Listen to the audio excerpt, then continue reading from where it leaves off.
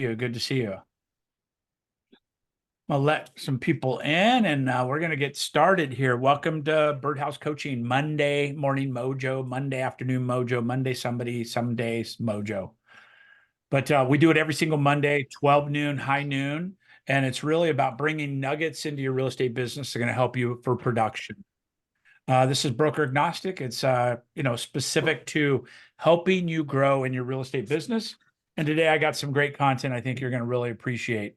So good seeing you. Good seeing some new faces. I got John and Mark and some other people here. Good to see you. Thanks for being on the call. And we're going to get started. So at the end, I'm going to leave it open for any questions you have. So last 5 or 6, 7 minutes, we'll leave it open. If you have any questions, just hold on to them there. Unless you want to put your hand up if there's something relevant. It's a small group. We're made to be agile, so we can answer your questions and help you in any coaching pieces you might need in your business, okay? And again, we do record this, but if you want to ask something sensitive, just ask me. I'll take it off recording. You can also private message me and say, hey, this is sensitive, but I want to ask you this. And then I'll do it anonymously. I'm not going to go, hey, Bill said he's having a problem with this, right? So I will help you stay neutral in that regard. So good to see everybody. So Kenny, thank you for posting there. Kenny's a long time participant of the coaching call. So he puts the rates in every single week because I ask every single week, what's going on with the rates? Make sure you're really staying in tune with what's happening in the real estate space. The rates were almost 8%, not just a few months ago. Now today, Kenny put into chat that you can all see 6.87. So they're well below 7%, which is really, really powerful for the buyer mindset. So make sure you're understanding those rates. That's a national average. Your area might be a little more, a little less, whatever it is. Make sure you look. But you could look at those particular rates on a daily, weekly basis and stay educated with your clients so you can talk about the trends. They going up, they going down, whatever it may be, okay? Mute yourself if you're not speaking, please, just so we don't have any background noise. I think I got everybody. But here's where the rubber hits the road with this, is if you could be the expert, if you could be the one that has the most available amount of information, you're going to win. And this is going to work into what we're talking about today, because the average transaction has a lot of different connecting points in it. So let's take your mics off for a second. And I want to get a little feedback on this. But when we think of one single real estate transaction, how many people are we touching in an average real estate transaction? So let's start at the top. Take your mics off if you want to play along. But what's the obvious? Who's the very first person we may interact with in a real estate transaction? The buyer's agent. Buyer's agent, or buyer or seller really is first, right? Yeah. Okay, so say we're working with a buyer, then we're going to be dealing with selling agents. If we're listing the property ourselves, we're going to deal with buyer agents, right? So in a typical transaction, how many buyer's agents may you have potential contact with on a typical transaction? You mean listing agents or seller agents? Yeah, if you're a selling agent, if you're the listing agent, how many conversations or contacts might you have with buyer's agents? 5 to 20. I agree. Lots. 5 to Yeah, 20, lots. right? So Hopefully lots. let's put that in here. So first we got 5 to 20 agents, right? Okay, what else? What's another thing you'll do in the house? And I want this to be interactive to get your juices flowing in your brain. What's another person that you may have contact with in this transaction? Photographer, yep. So let's just say vendors, right? Vendors, photographers, Matterport, could be a plumber, could be a carpet cleaner, could be a painter, could be all those things, right? Each one of those has another referral opportunity done properly, right? So I'm going to type in, just so we keep track with it, I'm going to type in vendors, right? So vendors, let's put them all in one category. Who else? Transaction coordinators. Yep, transaction coordinator, possibly. Yep, I'd say that. What else? Title nest. Family or Title kids. companies. Title company, exactly. Title company, how many transactions are they doing annually? Anybody know what an average title officer does in transactions if they're top of their game? No clue. 25 transactions a month. average, because they're a smaller ticket price. They're typically about 1.1%. I don't know if I have any lenders in here. I don't think so, but think about that. The lenders are now having 20, 30 relationships a month. What about if you shed your value to that title person? Do you think that there'd be opportunities for additional business? Absolutely. If anything, you could become the expert in that particular category, because they get unrepresented people in there all the time. So I like the title people. The other ones, the lender, same thing. Lenders are doing somewhere in the neighborhood of 15 to 30 transactions a month, same kind of situation. And the lenders are Switzerland somewhat, right? They're neutral. But you could start working with lenders and have specific conversations so they become the expert in your database. You become the expert in their database. And all of a sudden, you're talking about 350 to 450 transactions a year that you might have access to, right? They're going to have other agents that are interested in doing business with them. And there's some protection and preservation there. But I find huge opportunities there. Another one people often forget is the insurance side of the transaction. Insurance agents, you've got property insurance, you got earthquake insurance, you got title insurance, you got homeowners insurance, you got a whole bunch of different categories of that we often use just because we need it, but we don't get into the idea that that may be a nurturing database where we can get repeat business from that. Does that make sense for everybody? Yes. So each one of those professionals, I believe, have somewhere in the 200 to 300 connections per transaction. There's an argument there. Right? If you have a title person doing 300 transactions a year, there's an argument that you can get into that. That title and is a little different because that's a neutral third party, but lenders are not. Lenders are shopping loans every single day. They're dealing with great agents every single day. They're getting buyers and sellers reaching out to them without being represented on a realtor side. Okay. The obvious one are neighbors and all those components of it. But also when you think about it, you also have open houses that you could do that's going to expose you to an average of about 5 to 10 families a week. Now the families, even if represented, that's a real estate relationship you get to harvest and have a conversation around as well, right? And is there a crime of having 200 or 300 agents in your database that know, like, and trust you, that know your area, that can pass referrals each way, right? There's a common kind of, I believe it's misunderstood, but most agents feel like, well, I need to refer somebody in my own company, right? I don't need, why would I talk to EXP when I'm at Coldwell Banker when I could just go to Coldwell Banker for the referral? Well, that's true, but most of those referral programs, Laura was a broker. Some of them are in the 45, 50% trade-off, right? They're very significant, heavy on referral fees. And another thing is they're assigning Billy Bob to go help my clients. I might know more about what Billy Bob needs. And I'm talking about Billy Bob Thornton right now. Obviously, he's one of my favorites. But if Billy Bob is like, I have a relationship with Billy Bob, I want to find an agent that's going to handle the relationship with Billy Bob like I think they should. To where if it gets into the corporate referral structure or otherwise, even if it's through a big group or even within your same company, I like being in control of that. So I tell agents all the time, hey, I have 20 agents in Portland. It's a true story. Actually, I have closer to 40.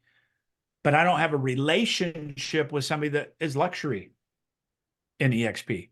I don't have a relationship with somebody that's waterfront homes, maybe, right? I do now. I just met somebody who does nothing but waterfront homes. I didn't know that was a thing. Floating homes, not waterfront, floating homes. So in Portland, there's a big marinas and there's a lot of people that live on the water. I didn't know that. And so now I got a gal that does nothing but that. She's literally what is it called? The living on water or something like that. That's all she does. Do you think I'm going to refer it to an EXP agent that sells 7 homes a year at $350,000 in a subdivision versus her in a specialty, right? So I want you just unpacking and thinking of it that way as we progress. Leveraging the deal and doing a great job and then being the expert can have big, big dividends when it comes to repeat referral business. And many times we don't think past the buyer or the buyer's circle, right? There's a whole training we could do on just maximizing the efficiency of a buyer relationship and a seller relationship for referrals. And we're going to touch on that a little bit today, but this is, I want you to think a little outside the box, right? And then we'll expand it even further by going geographical farming, geographical on purpose marketing, digital mayor, all these things, right? Some of the stuff I've talked about before, but is this at the top of your list of way that you're treating your SOI, right? Because you got two SOIs really. You got SOI, sphere of influence, buyers and sellers, and all those related, renters, investors, contractors. You got a whole bunch of things that could roll into that. And then think about the SOI on the agent side for agent relationships, right? For referrals outside the area potentially. I really think this is a place we could pour into, especially when it takes title and lenders. Start interviewing them in your podcast. Start talking about them specifically in neighborhoods. Get a lender to come on and talk about what's going on with the loans, what's the servicing, what's the fees, how are people getting around not having to have a buyer broker agreement from a lender's perspective, right? Think about all that you could do, and then you become the expert in this conversation to everybody that you push that to, which is everybody you push it to. Your social media, your sphere of influence, your database, your weekly emails, all that makes it super powerful, right? Any questions on that so far? Is your brain kind of moving a little bit where, okay, I see some opportunities here I might not have been taken advantage of? Right? For me, it's about digging a 10-foot deep hole in one relationship instead of having 20 6-inch deep holes with 20 relationships, or 10 1-foot holes, right? You're really pouring into that and being purposeful about that. We're agents. Everybody on this call is an agent. Have you taken a lender to lunch lately? I know I get calls from lenders all the time wanting to take me to lunch, but I evaluate the value, right? If they're just selling me on their products, I don't need to go to lunch with them. I like them. I want them to win. But that's not a mutual benefit. That's their agenda, right?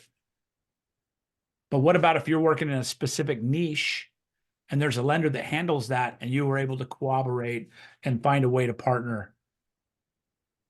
One thing that I talked to my lender this week, and this is really, really good information for you to ask your lenders. And if your lender says no to this, I'd ask a different lender, just being honest. I had lunch with the lender that I value very deeply. We had 2.5 hours, right? End of the day, because I cannot spend an hour or two with a lender in the middle of the day. My days are structured. But at the end of the day, I look at it like it's a good day, right? Go out and break bread with real people, get belly to belly. But I talked for 2 hours, and we were talking about, I have an event coming out. They have no money. They're on lockdown on everything that has to do with money. And then I was asking curious questions like, how can we help each other? And I said, I've got a farm that I'm doing. It's about 1,000 houses, and I send mailers to. And he's like, oh, we could do that. And I'm like, what do you mean? He goes, we could do that all day.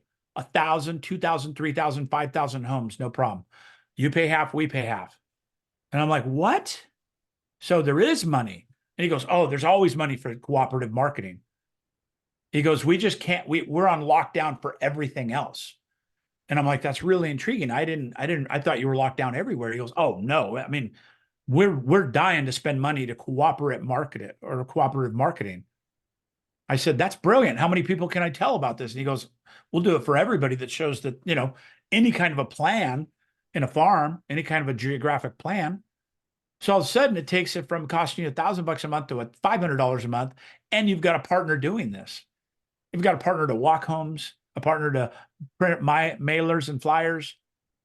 I'm like, on the spot, I'm like, check mark, I'm in 100%. I'm ready to go. I already have farms that we've been working.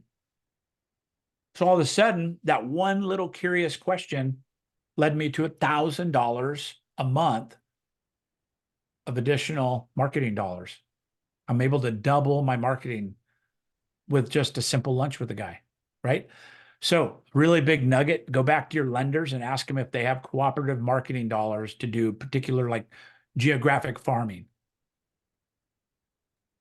Randy, Because imagine, go ahead.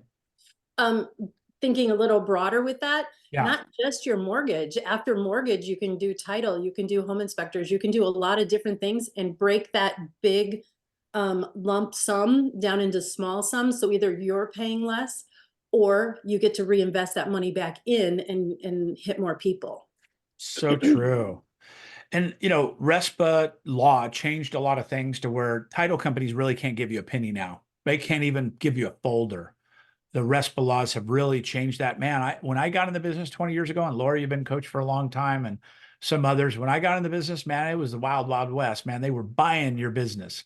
They were taking you to fancy dinners and giving you all kinds of folders and pens. And I mean, I was throwing stuff away because they were just, I was the top agent and I was getting, you name it, tickets to ball games. I mean, they were just, it was like the pharmaceutical industry. And that stopped to zero when they passed all these RESPA laws. Now, lenders can still do a lot of things if it's a 50-50, right? So I don't want to get too much in the weeds, but there's master service agreements that you can write up. And as long as you have a master service agreement, the big ones like, the big lenders, whatever they may be, they're willing to work with you because that's compliant. They do have dollars to build business. It's just, you have to speak the language to get into that kind of conversation with them. Randy, do you know if there's anything like that EXP has pre-written, like a boilerplate agreement for a lender? They don't have, no, it's a case by case. You could search for NSA with a lender and realtor and you'll find stuff. It's basically a service agreement. It's considered a service agreement. It might be an SA or I don't know what was the N for? I remember NSA. I don't remember. But it's basically a national service agreement is I think what it stood for. But we were dealing with national lending companies, but I had one given $6,000 a month. I take that back. They were giving us $3,500 a month and we were spending $3,500 a month. We were spending $7,000 on leads and they were paying 35. We're paying 35. Yeah, I've had a lender kick in on pay-per-click advertising in the past. Yep. And I just They'll want to do make sure Facebook I just ads. want to They'll make sure do I'm on whatever. board. Yep. The secret is a dual pay source. Like Zillow will allow you to partner with a lender today, Mhm. and Zillow will bill the lender and you separately. So you're compliant. Right. And so that's for Zillow ad spend. I had lenders spending thousands on my Zillow ad spend back in the day. Mhm. But for me, one of the things I'm excited about is geographical farming, because the market's been tied up for about 12 to 18 months. They're curious what's going on. Geographic farming is getting them, and mailers are working again. I really like that. And then combining that with the digital mayor campaign, combine that with you being the local expert, combine that with creating a Facebook page that's in a geographical area, you becoming the mayor of that area, that is powerful. So I told a lot of you that have been on the call for a while, I taught a class and I don't remember the name, but the effect of it was like, if you threw me out of an airplane in the middle of somewhere and I hit the ground, what would I do in 30, 90 and 180 days, right? And how would I get to doing 12 transactions a year immediately from anywhere in the world, in the United States and Canada, from dropping out of an airplane? What would you do? So let me ask you, if you fell out of an airplane with a parachute on purpose, all you got your iPhone, you got a notepad, you got maybe a map, and now you're a real estate agent. What's the first thing you're going to do? Start looking for open houses. Okay, open houses that you can do of somebody else's because you don't have any listings, right? That's a good one. What's the next thing you would do? Try to market myself, let people know I'm there. Okay, how would you do that?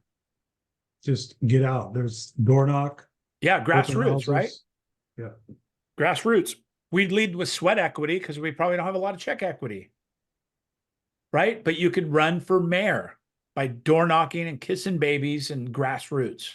What else? I like this. You guys are thinking now. What else?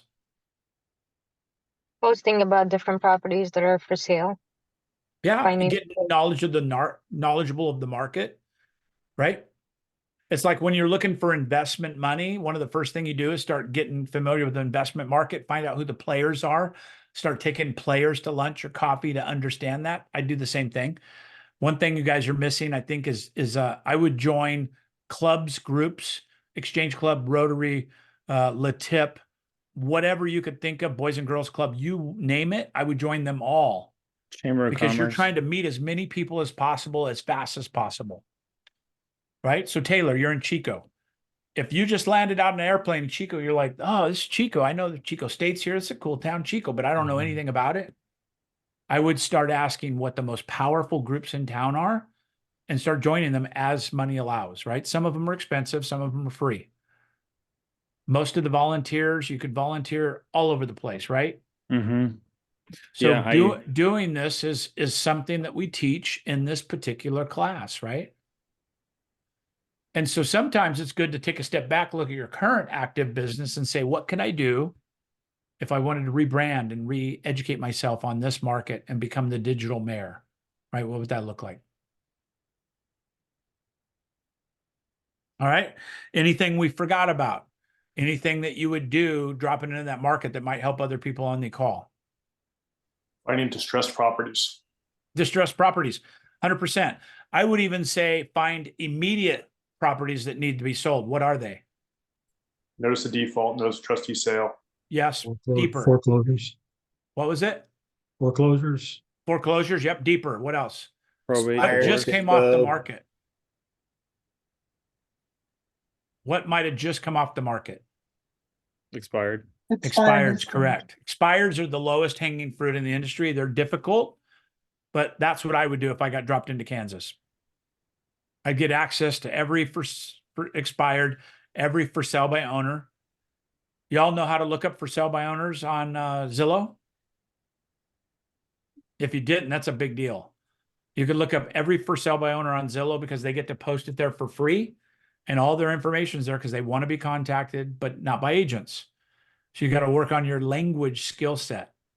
Who thinks they could be a tough for sale by owner right now? I'm going to call you, do a role play, but who wants to be like a tough for sale by owner? Taylor, you look tough. You're scaring me, actually. All right. Let's do it. So give me just a little, make it up, but just a little background, like house for sale, 400,000, 3.2, whatever. Yeah, let's do it. Okay. So, ring. Hey, is this Taylor? It is. Taylor, Randy Byrd, eXp Realty here in town. And I'm calling about your house, but I'm not trying to list it. I'm sure you've gotten some of those phone calls. Is that accurate? Do you have a buyer? I have a lot of buyers, sir. Do you have a buyer specifically for this property? Because No, I've been I getting haven't called even- by a. Yeah, I haven't been in your house yet, but that's why I called. I realize you're probably getting called by a lot of agents about listing it, correct? Yes. Yeah, I'm not trying to list your house. Okay. So sell me your house. Tell me what the benefits of your house are.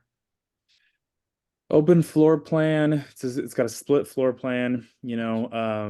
Beautiful primary bedroom, dual vanities, decent sized backyard. Okay. Just a good regular old. Love it. How long's it been listed, Taylor? For about. I just listed it 4 days, 5 days ago, maybe. Oh, so it's brand new. Okay, cool. Yeah. I thought maybe I'd missed it. I'm pretty astute to the market, but I haven't seen it. Mhm. So question, and what's your sales price? 425 is what we're asking. Okay. I haven't done any comps, but it sounds reasonable for the market area as well. So my question is, are you willing to pay half a commission if I do bring a buyer and we close escrow? Nothing due until we actually closed escrow. A half a 0.5% commission? No, half of a normal commission. My normal commission's 6.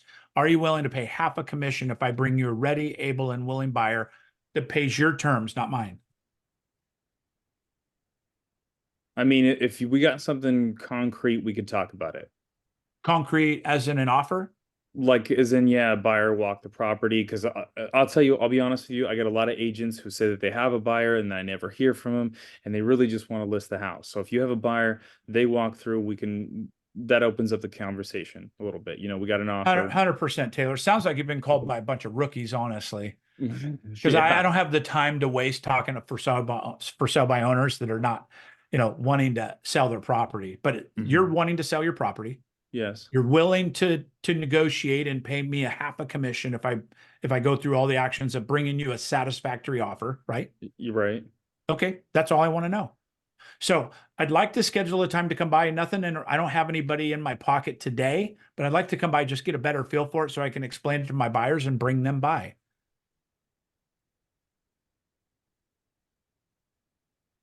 I would rather you bring a buyer with you. So that way You mean I the know first this- time? Yes. Yeah, I don't want to waste my buyer's time or your time, sir. You don't want me bringing people in that don't want a 2-story and you have a 2-story, et cetera, right? Well, if they want a 2-story, or they, Taylor, they- I appreciate your protection, but I'm talking about a 3-minute walkthrough, just so I could tell my buyer I'm actually educated on the house. all right. Right? You having Yep. an open house in the near future? Let's kill 2 birds with 1 stone. No open house. Okay, no problem. I'll just schedule something that works for you, right? So back to this conversation. Taylor, I'd like to present this to all my buyers. I'm a very successful agent, been in the business 20 years. I'd edify myself a little bit, right? Mm-hmm. Give myself that 15-second story. Sold 1,000 homes, Taylor. I've been in the business 20 years. I've been a real estate coach for 4 years. Not going to waste your time, sir. Okay. All Because right. I don't have the time to waste, honestly. I'd love to make it about you. It's not about you. It's about me. Okay. All right. But I think maybe we can do something here. I think, inventory and so on. So may I promote it to all my buyers that I have in my particular circle of influence? Sure. Okay, cool.